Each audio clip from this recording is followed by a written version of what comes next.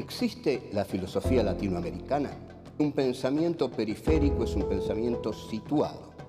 Europa se arroja sobre América Latina la herencia de los pueblos originarios, los proyectos de nación, el porqué de este pensamiento, el rechazo al colonialismo, la unión latinoamericana, la lucha de clases en Argentina, países subalternos, marginados, que no han participado de la centralidad de la historia. América Latina, filosofía y colonialismo. Encuentro 7. José Carlos Mariátegui. Regionalismo y centralismo. 1. Pensamiento y militancia. 2. 7 ensayos de interpretación de la realidad peruana. 3. El proceso de liberación de las colonias. 4. La cuestión agraria.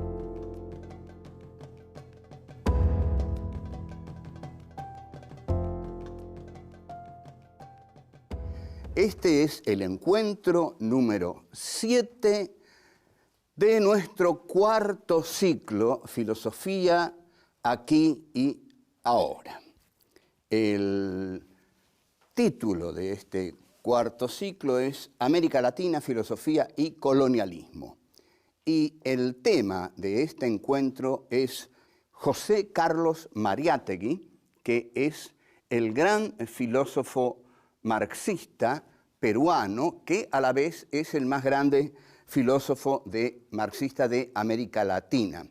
Lo cual les voy a decir en una tremenda agresión a los filósofos marxistas de América Latina, que no se necesita un mérito muy extraordinario para hacerlo, porque en general no han hecho más que repetir las fórmulas más elementales del padre del llamado socialismo científico, es decir, de Karl Marx. Pero, en cambio, José Carlos Mariátegui fue mucho más allá. José Carlos Mariátegui hizo la actitud esencial de un intelectual. ¿Cuál es la actitud esencial de un intelectual?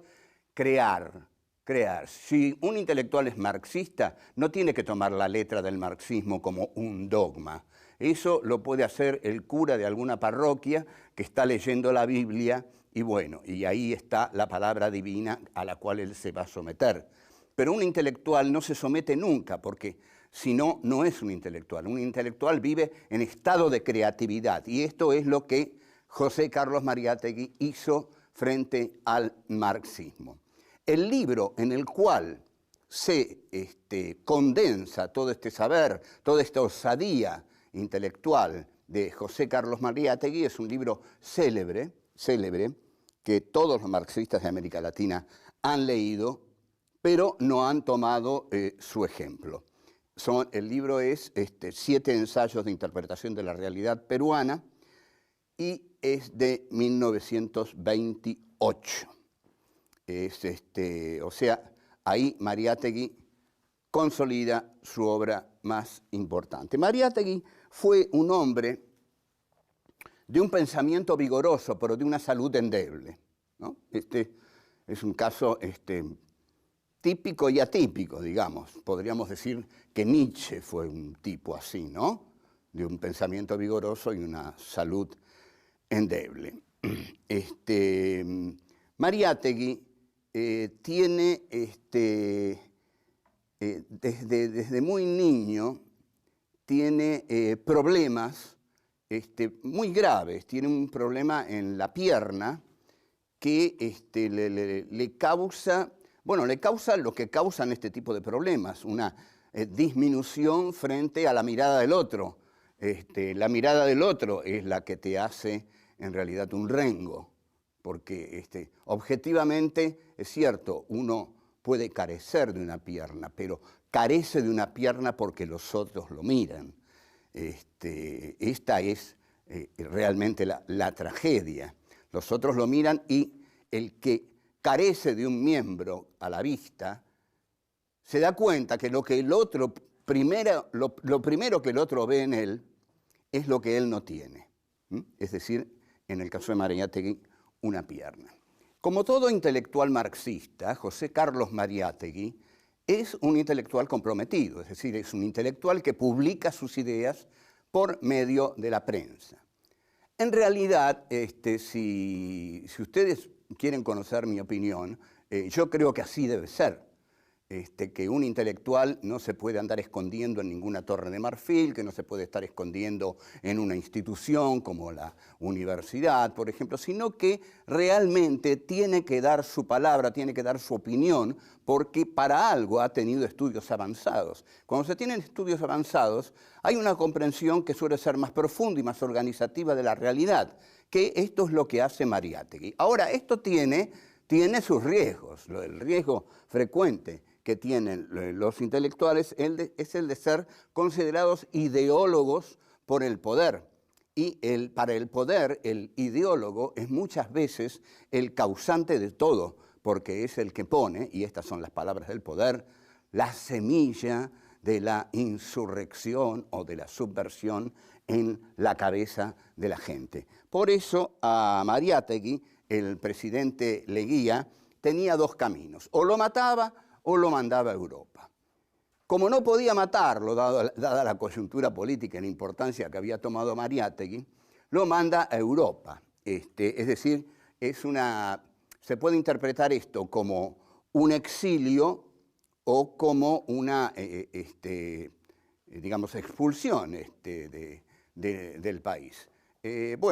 Mariátegui se va a Europa y aprovecha mucho este viaje porque realmente Europa seguía siendo en ese momento el centro de la actividad intelectual. Participa de un congreso socialista, de muchos congresos socialistas, y conoce a personalidades excepcionales como Togliatti, que va a ser el jefe del Partido Comunista, y nada menos que Antonio Gramsci. O sea, Mariátegui encuentra las fuentes importantes de pensadores a los cuales él no solo admiraba, sino que tenía mucho para aprender de ellos.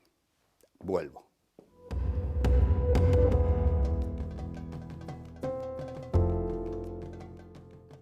El tema más apasionante que trata Mariátegui en sus 7 ensayos sobre la realidad peruana es el de las revoluciones de América Latina. En este sentido, su pensamiento es muy original. Esas revoluciones, dice Mariátegui, no fueron revoluciones. Lo que esas revoluciones constituyeron, fue salir de la órbita hispánica que realmente monopolizaba el comercio de las colonias de América Latina. Al monopolizar el comercio de las colonias de América Latina, estas colonias quedaban fuera del libre comercio de la modernidad del occidente capitalista. Entonces, para Mariátegui era comprensible que las clases que dominaban a todos estos países quisieran entrar en relación con los países que hegemonizaban este desarrollo occidental capitalista, que eran fundamentalmente Gran Bretaña, el Imperio Británico, y Francia. España, además, ya no podía abastecer a las colonias. España era digamos, una monarquía en decadencia, una monarquía más o menos que podría ser comparada con el amo hegeliano, una monarquía dedicada al goce y no al trabajo, y en este sentido se contradecía tremendamente con Gran Bretaña, que era un imperio dedicado por completo al desarrollo de la industria, a la conquista de los territorios que necesitaba para obtener mercaderías, materias primas para su industria. Entonces, al ver esto, Mariátegui se da cuenta que la cuestión de una América Latina unida no va a ser posible porque Inglaterra no lo va a permitir, porque Inglaterra, unida con las clases sociales nativas de los países americanos, no lo van a permitir. Esto quiere decir lo siguiente, y quiero ser claro en este punto, porque hay un librito de Alvarito Vargas Llosa que se llama Manual del Perfecto Idiota Latinoamericano.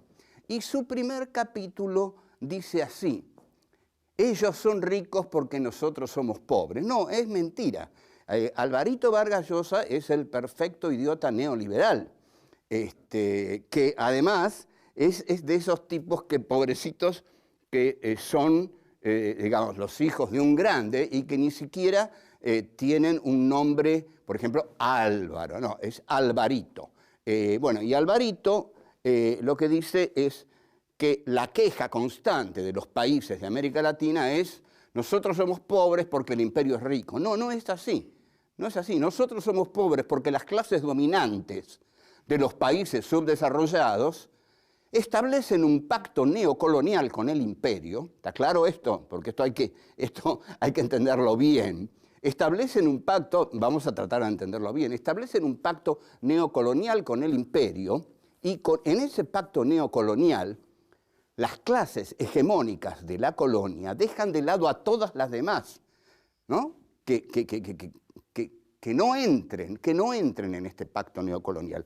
El pacto neocolonial entonces lo hacen las burguesías mercantilistas, improductivas e importadoras, porque no producen nada, importan todo, y las oligarquías terratenientes. Entonces, así es como se establece ese pacto colonial. Y bueno, en Perú lo que analiza además Mariátegui es el problema de los pueblos originarios, el problema del indio, porque ¿qué es lo que había originariamente en América Latina? Había indios. Por eso creo que dije en algún programa que el que no tenga de 1900 para atrás escrituras por las tierras que posee, las tendría que devolver porque es un robo lo que hizo. Es decir, las tierras se conseguían aquí del siguiente modo: montaban a un tipo, le decían montá caballo y galopá hasta donde revientes el caballo. El tipo iba hasta donde reventaba el caballo y hasta ahí la tierra era suya. Así se conquistó la tierra en el siglo XIX.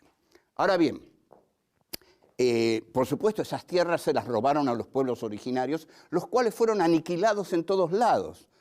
Es decir, se los mató aquí, se los mató en Estados Unidos. Lo que ocurre es que aquí se los mató para crear el latifundio, se los mató para repartir la tierra entre muy pocas familias. Sabemos lo que fue la llamada conquista del desierto de Roca. Fue una empresa para lograr el latifundio. Mariátegui, cuando analiza el problema de los pueblos originarios, marca esto: los pueblos originarios fueron saqueados, se les quitó sus tierras. Y bueno, siguió adelante y nosotros vamos a seguir adelante con él. Vuelvo.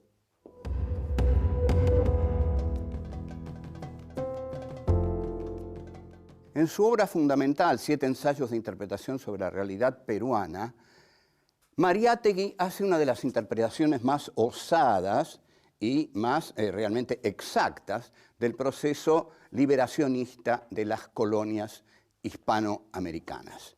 Este proceso no fue una revolución para Mariátegui, sino que fue el cambio de la sumisión hacia el monopolio español que ahogaba las economías de América Latina al condenarlas a trabajar únicamente con Cádiz, digamos, con el imperio español, que era un imperio totalmente decadente. Si nosotros nos fijamos en la figura del amo y el esclavo de Hegel, España sería el amo que vive del goce, mientras que, bueno, el esclavo trabaja.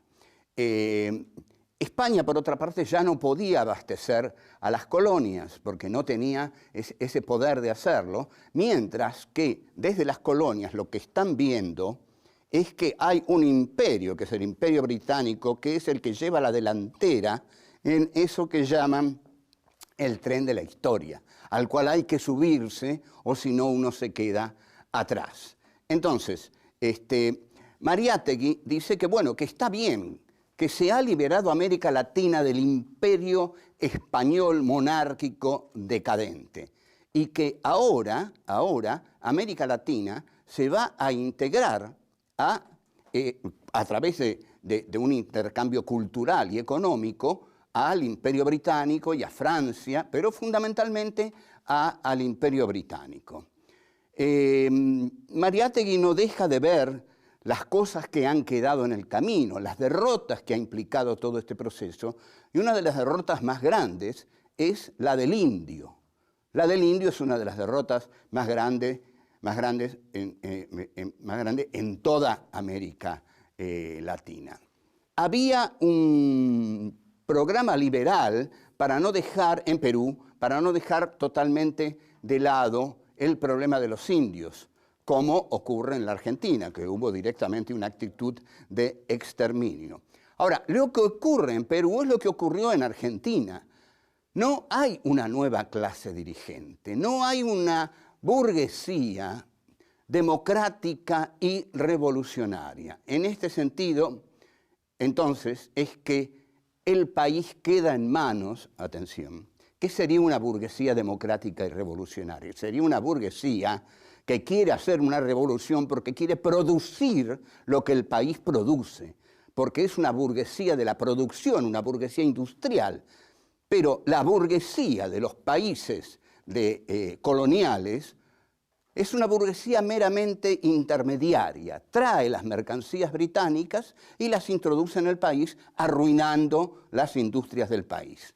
Entonces, esta burguesía está aliada a la aristocracia latifundista. Entonces, entre el latifundismo y esta burguesía poderosa, muy fuerte, enriquecida sencillamente por el tráfico de mercancías, hay un poder centralizado y el problema del indio, dice Mariátegui, debió tener una solución social, pero nunca tuvo una solución social el problema del indio, tuvo otro tipo de soluciones. Y eso que el indio en Perú tiene un peso que no tuvo, que nosotros desconocemos por completo.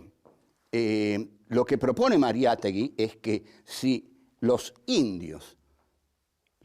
pueblos originarios tienen que tener una solución social, deben ser ellos los que encaren sus propios problemas, deben formar congresos indígenas, congresos indígenas, algo que aquí fue inimaginable.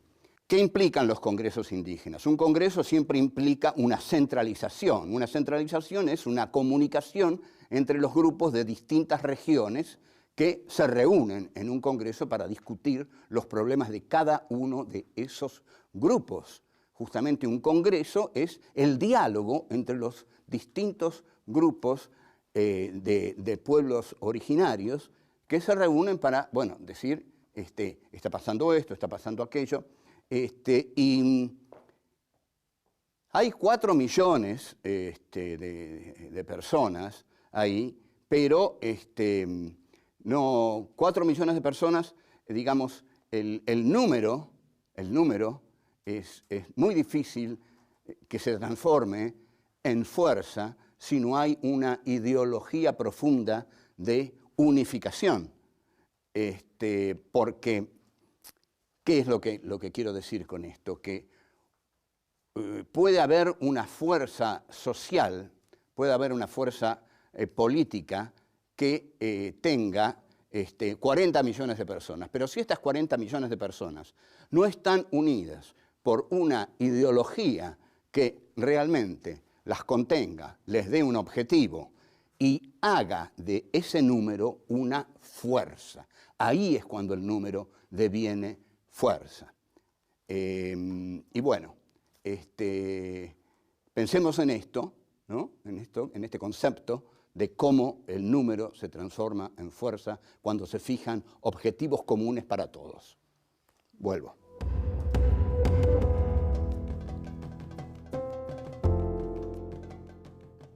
El tema fundamental que va a tratar Mariátegui en los 7 ensayos es el tema de la cuestión agraria.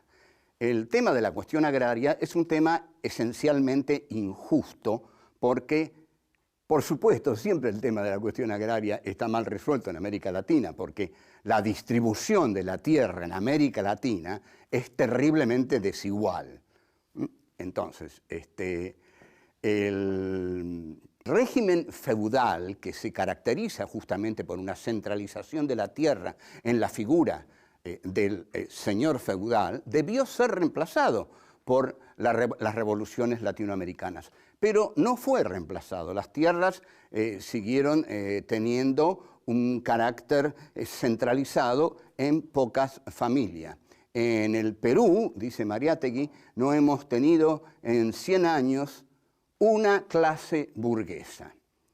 Una clase burguesa sería una clase realmente revolucionaria, productiva y que negociara para vender sus productos en el mercado externo y no importar los productos de la metrópoli. Ahora, esta falta de igualdad en el tratamiento de la tierra es una de las grandes trabas del desarrollo.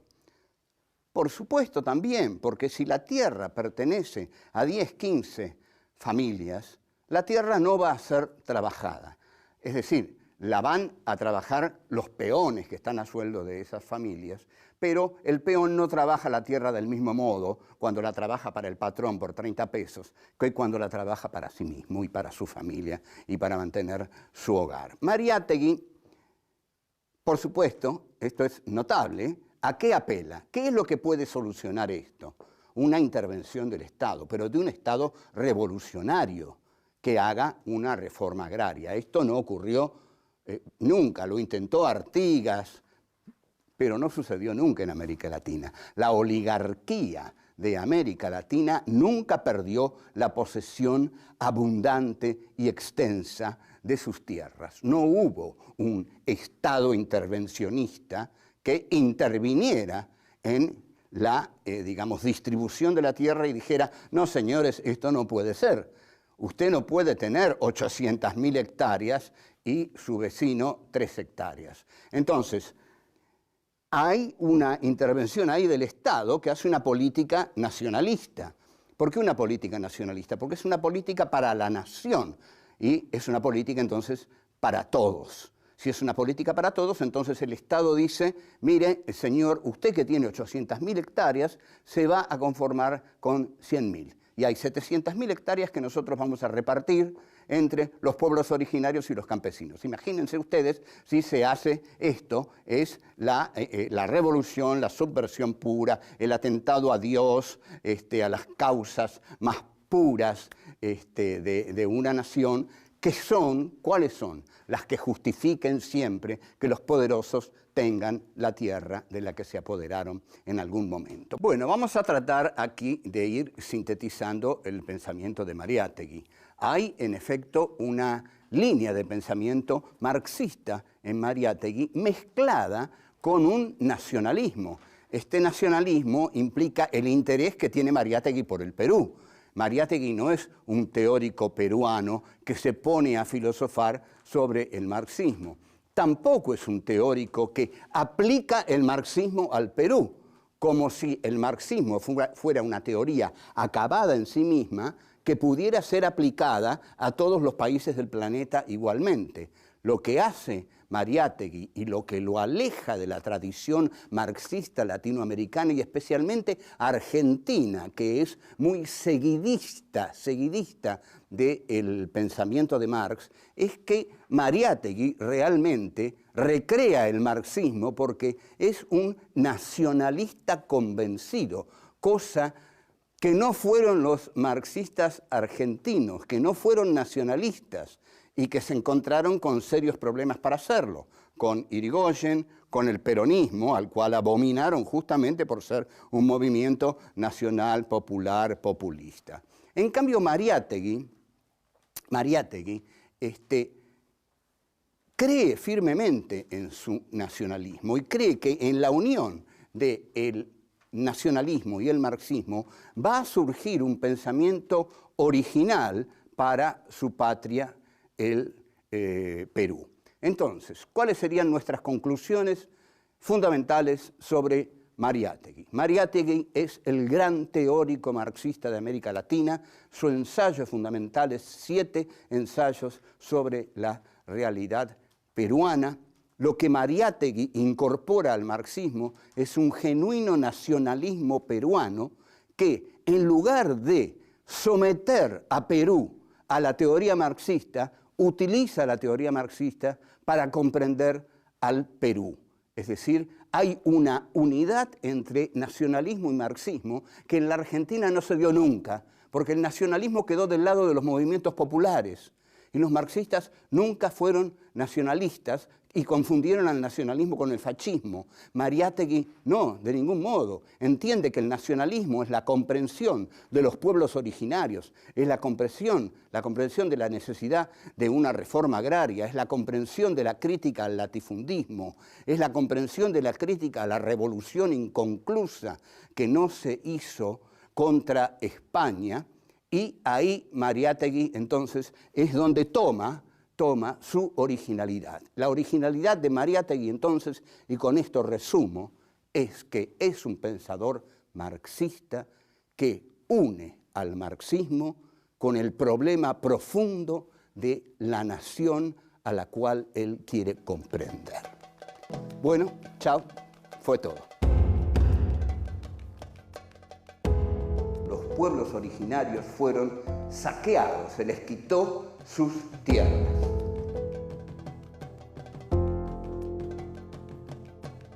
Hay una unidad entre nacionalismo y marxismo que en la Argentina no se dio nunca.